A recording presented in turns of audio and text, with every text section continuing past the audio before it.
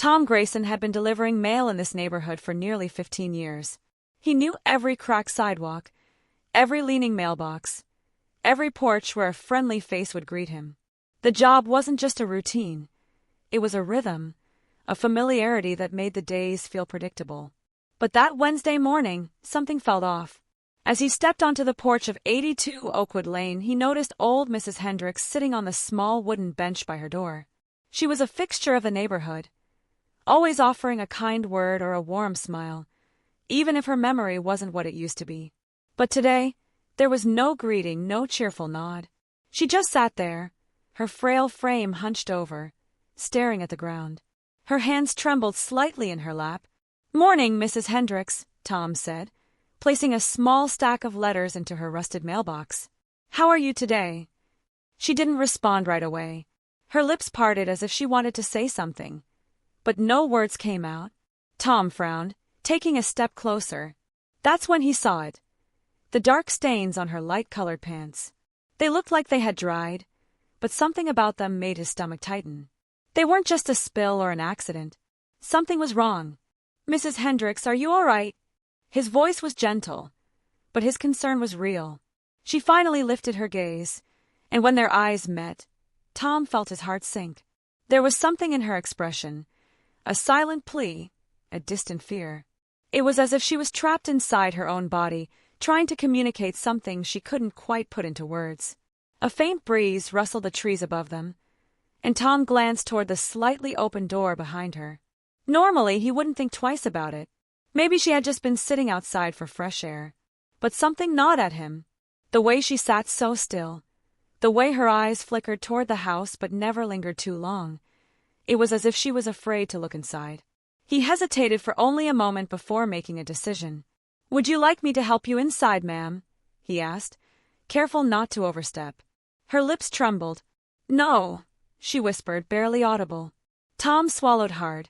His instincts told him not to ignore this. Slowly, he inched closer to the door, peering through the small opening. The smell hit him first, a mix of something stale, something metallic. It made his stomach churn.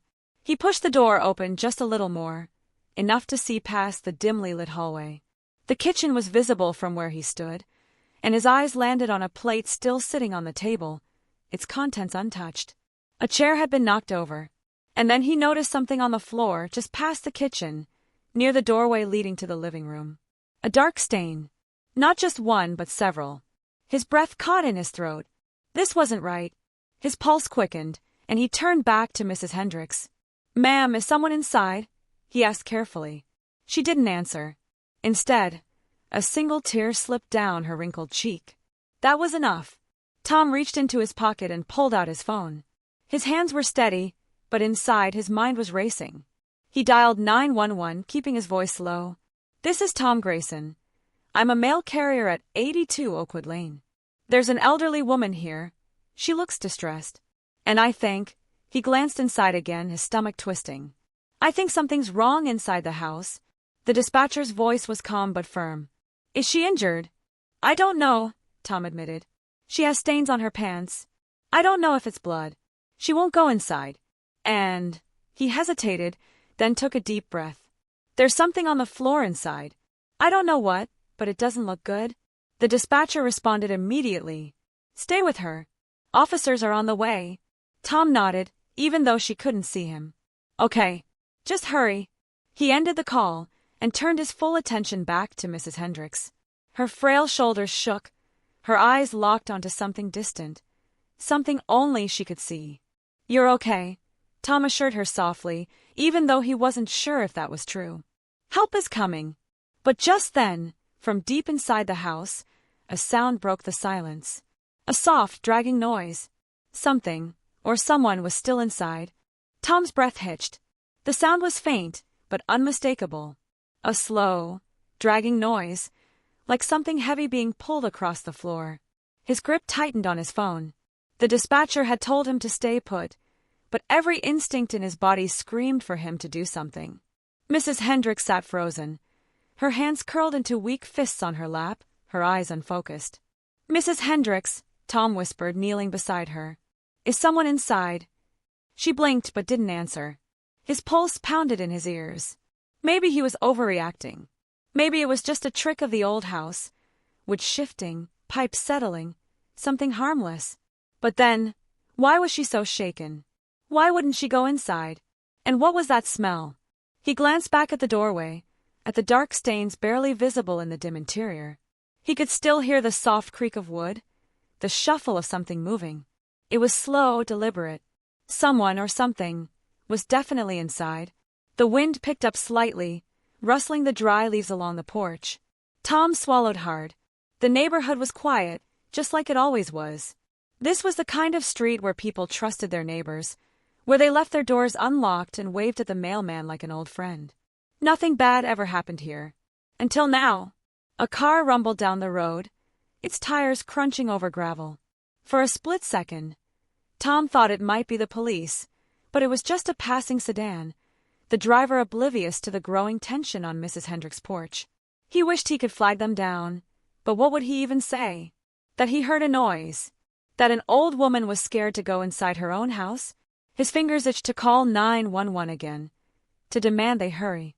But before he could make a move, Mrs. Hendricks reached out suddenly, her frail hand gripping his wrist. "Don't go in," she whispered.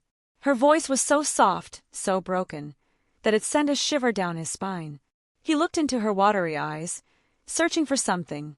Fear, recognition, and explanation, but all he saw was deep, unsettling sorrow.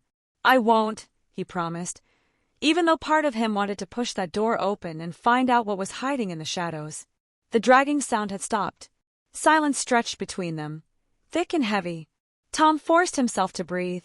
He needed to stay calm. He glanced at the road again, hoping to see flashing lights in the distance. Where were the cops? "Is there someone else who lives with you?" he asked gently. Mrs. Hendricks' lips parted, but her answer was barely a breath. "Not anymore." A chill ran through him. Not anymore. What did that mean? He felt like he was missing something. He had known Mrs. Hendricks for years, but only in passing. She had always been sweet, always a little forgetful, but never like this.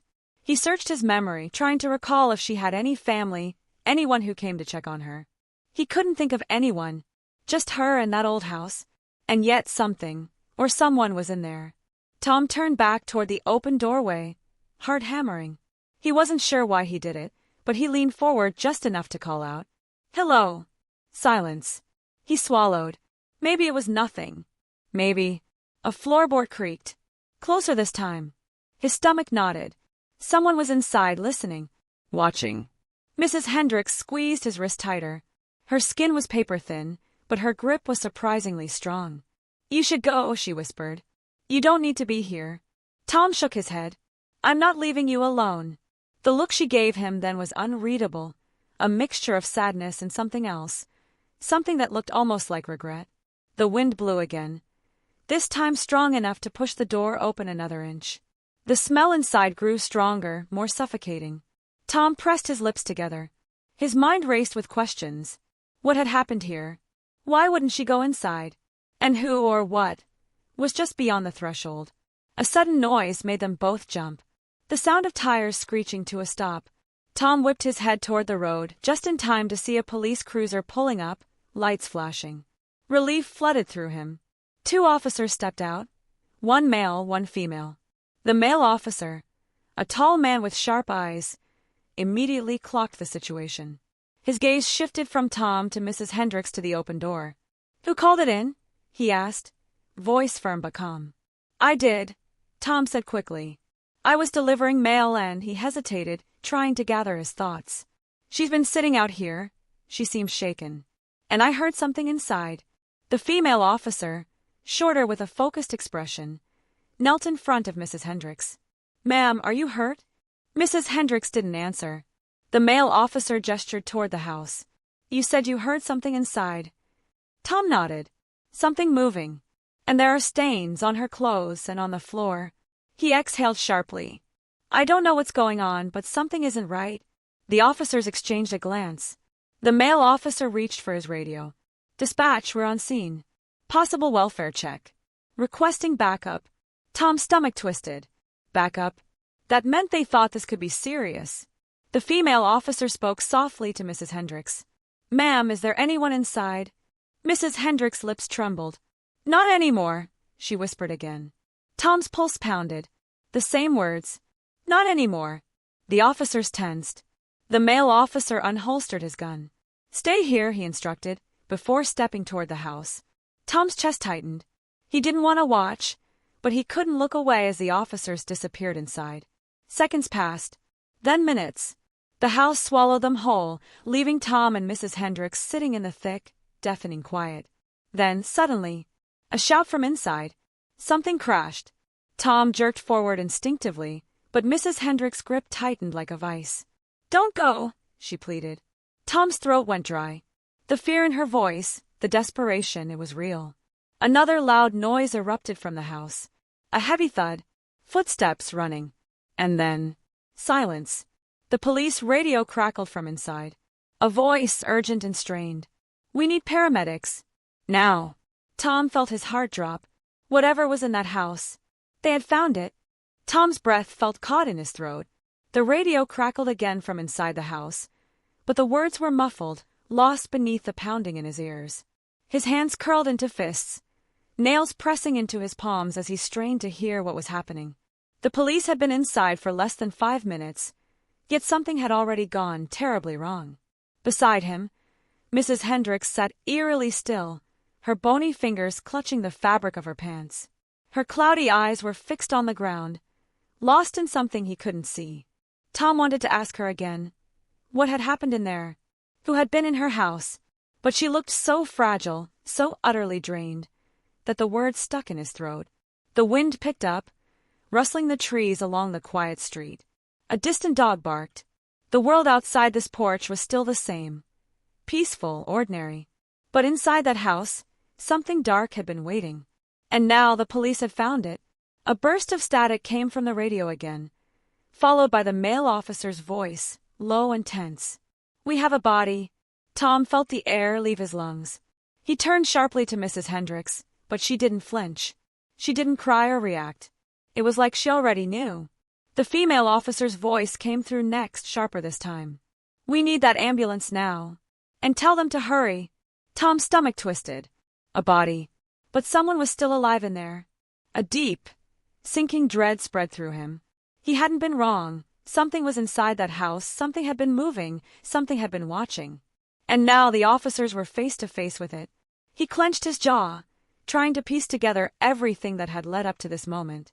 The stains on Mrs. Hendricks' pants, the way she wouldn't step inside, the distant, detached way she kept saying, "Not anymore."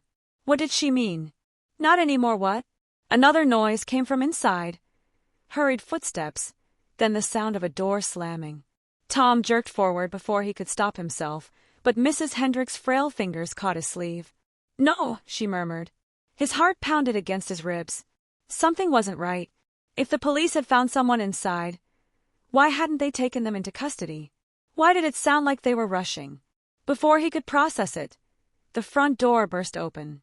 The male officer came out first, his face tight, his eyes sharp with something between shock and urgency. He barely glanced at Tom before turning toward his partner, who was right behind him, half carrying someone, no, dragging someone out of the house. Tom's breath hitched. The figure they were pulling was a man, thin and frail-looking, his face pale beneath the harsh morning light. Blood smeared his shirt, though Tom couldn't tell if it was his or someone else's. His head lolled weakly to the side, eyes barely open, lips moving in silent, incoherent whispers. "Get him to the curb," the male officer ordered, his voice tight. The female officer grunted as she adjusted her grip, struggling with the man's weight. Tom couldn't stop staring. Who was he? Mrs. Hendricks shifted beside him. When he glanced at her, he saw something flicker in her expression. Recognition. "You know him," Tom whispered, more a statement than a question. Her fingers trembled. Tom turned back just as the officers set the man down on the sidewalk, propping him against the curb. His head lolled forward, and for a brief moment his eyes met Tom's. There was something hollow in them, something vacant and lost.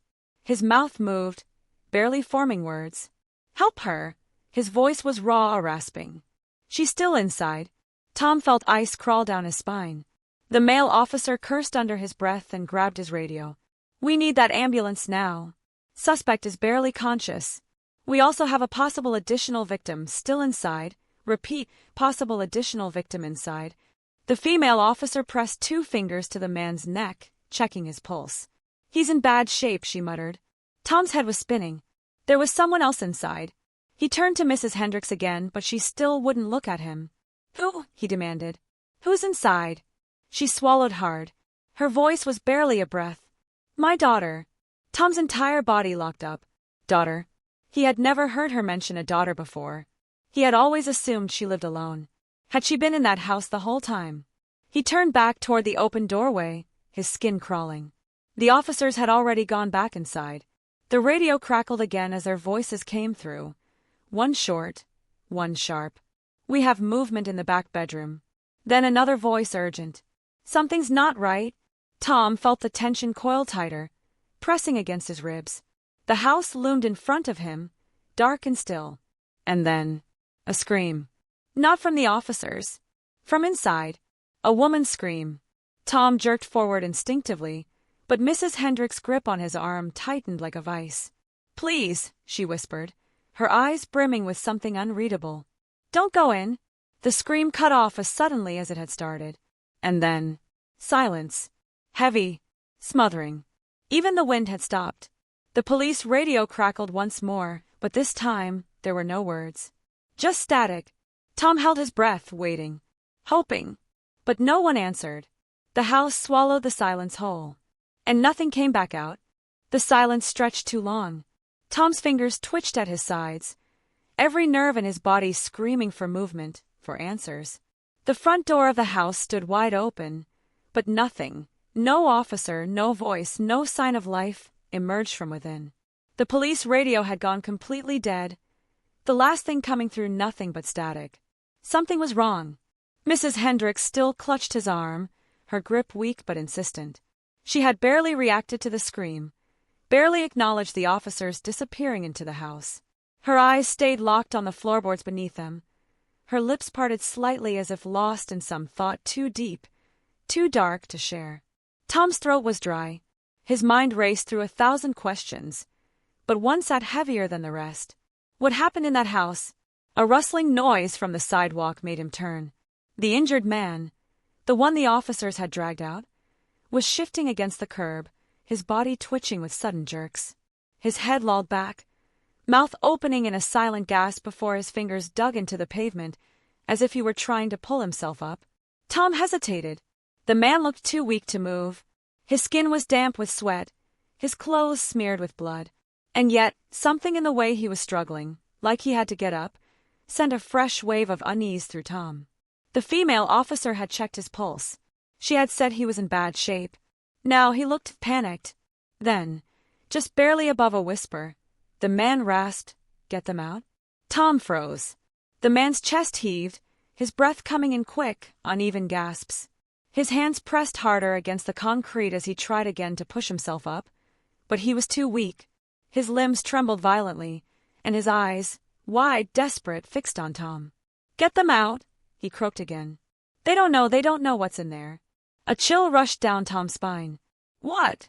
The man coughed, his body shaking from the effort, but he wouldn't stop. "It's not," his voice cracked. "It's not what they think." The warning was clear, but Tom had no idea what it meant. He turned back to the house, his pulse thudding in his ears. His mind screamed at him to wait for backup, for more officers, for anyone to take control of this nightmare. But no one was coming fast enough. The only thing he could hear now was the faint creak of the house settling, the kind of sound that could have been harmless in broad daylight but now felt like a slow inhale from something unseen. Tom took a step forward before he could stop himself.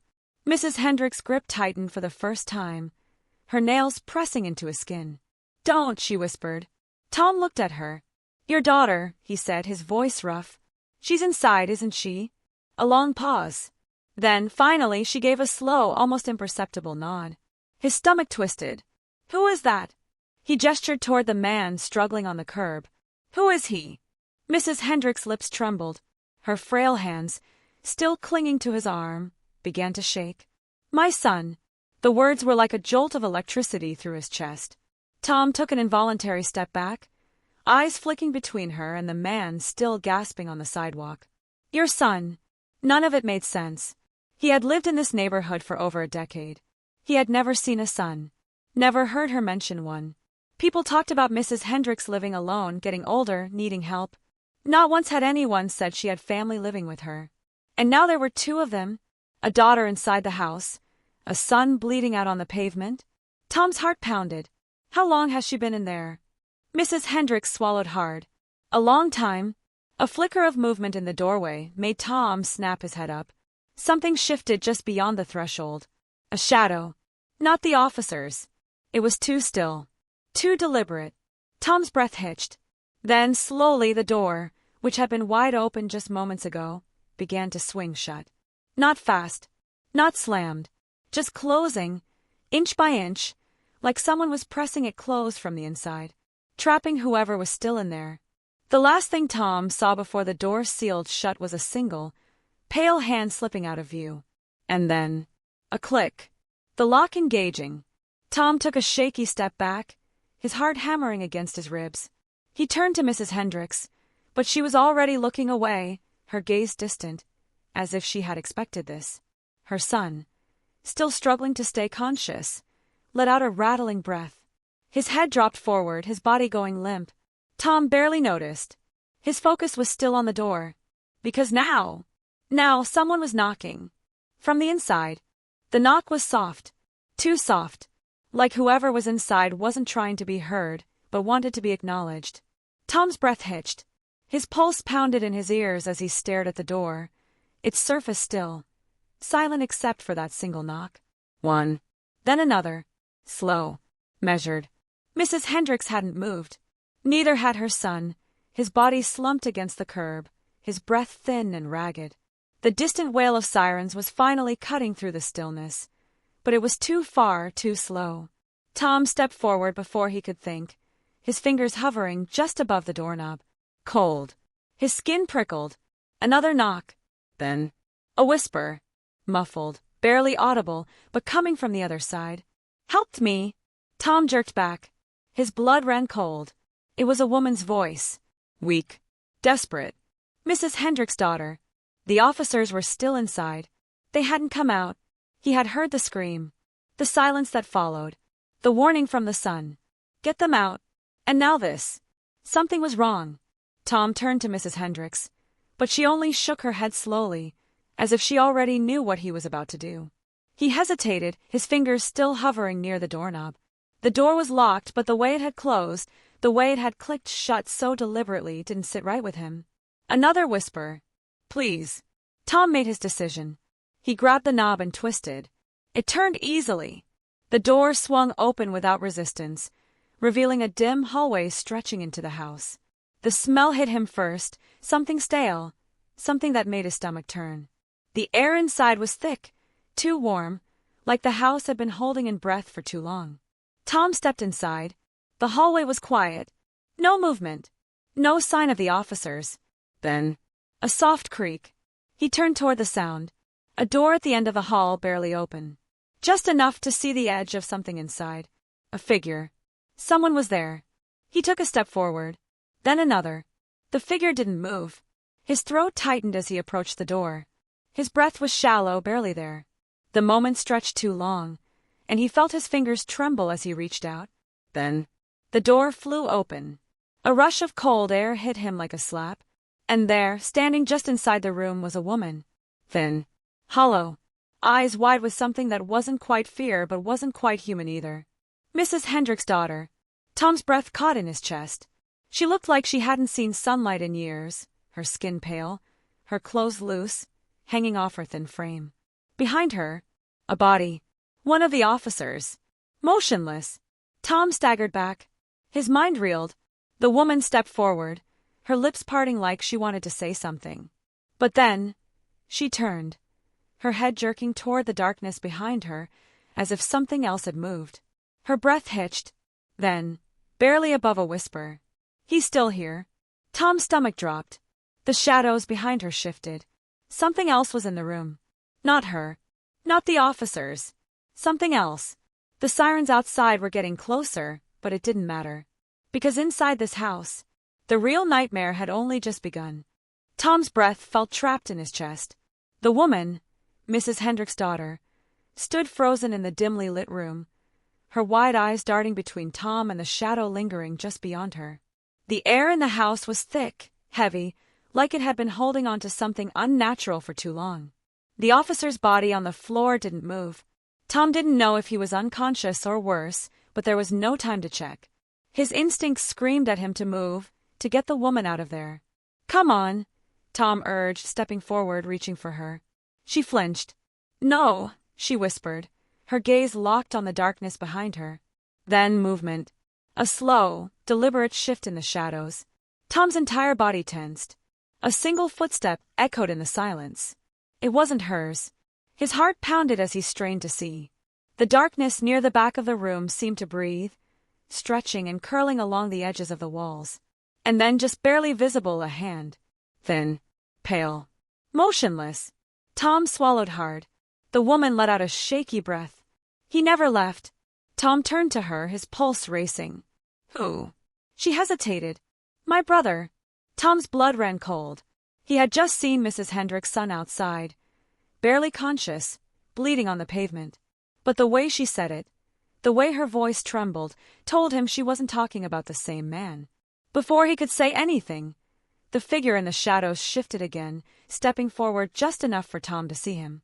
A man, thin, hollow-eyed, wearing clothes that looked years old, torn and stained. His face was sharp, gaunt, but his eyes, were wild, sunken deep into his skull. He had been here, inside this house. For how long? Tom's stomach twisted. The man smiled. It was small, empty, and it sent ice straight through Tom's veins. Then he moved. Fast. Tom grabbed the woman's arm and pulled her toward the door just as the man lunged. A sharp, guttural noise tore through the room as Tom yanked her into the hallway. She stumbled but didn't fight him. Behind them, a crash. The sound of something slamming against the wall. Tom didn't look back. He ran, pulling her with him. They reached the front door just as the sirens outside blared to a stop. The police. The paramedics. The moment they stepped onto the porch, officers rushed forward, weapons drawn. Inside, Tom gasped, his chest heaving. "There's someone inside." One of the officers grabbed him, pushing him back as another guided Mrs. Hendrick's daughter away. Tom's head spun as more police stormed the house, their voices sharp, commanding. But just as they reached the hallway, silence. Then, one of them called out, "There's no one here." Tom's body went rigid. He turned, heart hammering. "No," he said, shaking his head. He was there. The officers swept the house, room by room, their radios crackling as they moved. A few minutes later, one of them reappeared at the door. His expression was unreadable. "There's no sign of anyone," he said. "Just the officer we found unconscious." Tom felt lightheaded. He turned to Mrs. Hendrick's daughter, expecting her to deny it, to insist that she had seen him too. But she just stood there, staring at the house, silent. Mrs. Hendricks, still sitting on the porch, finally spoke. Her voice was soft, almost too quiet to hear. "He never left," she murmured. Tom turned to her, his throat tight. "Who was he?" A long pause. Then, "My firstborn," she said. "He was supposed to be gone a long time ago." The words sent a shiver down Tom's spine. He didn't ask what she meant. He didn't want to ask. The paramedics moved in, tending to the injured officer and her son, who was still slumped on the sidewalk, barely conscious. The police kept searching the house, but Tom already knew. They weren't going to find him, because some things don't want to be found. As the sun began to rise, casting its first light over the quiet street, Tom looked at the house one last time. The front door still stood open, and for just a moment, only a moment, he thought he saw a shadow move inside. Then it was gone.